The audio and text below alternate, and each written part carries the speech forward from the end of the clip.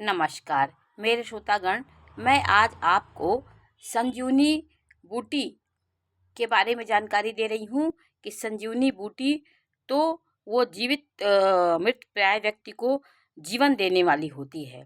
लेकिन संजीवनी बूटी जीवन ही देती है, लेकिन उसके साथ और भी जड़ी बूटियाँ जो होती हैं जो अलग अलग तरीके के काम करती हैं।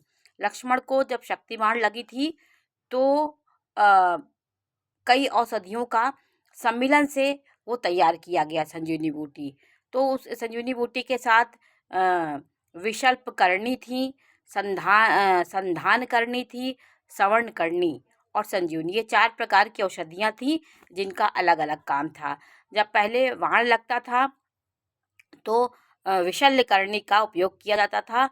वाण को पहले शरीर से निकालने का काम वो औषधि करती थी, उससे आसानी से वाण निकल जाता था।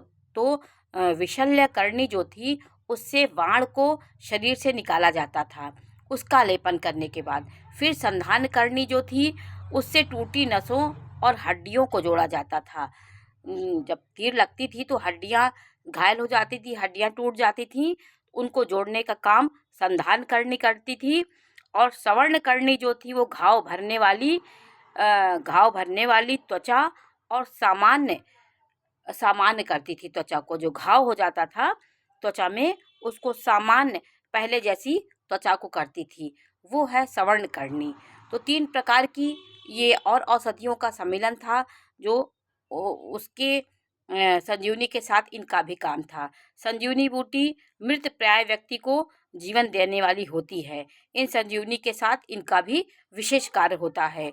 तो जब हनुमान जी से सुखैन वैद्य ने लाने के लिए कहा तो वो जब वहाँ लेने गए पर्वत पे, तो वो भ्रमित हो गए। उनको समझ नहीं आ रहा था कि कौन संजीवनी है, कौन सवर्ण करनी है, कौन संधान करनी है, कौन विशल्प करनी है। तो वो संजीवनी को तो पहचान के, लेकिन और भी औषधियाँ, जो 3 औषधियाँ थी वो दिव्य औषधियाँ हैं, जड़ी बूटियाँ जिनकी आवश्यकता होती है। तो उन्हीं की खोज में वो नहीं कर पाए, तो पूरा पहाड़ ही हनुमान जी लेके चले आए।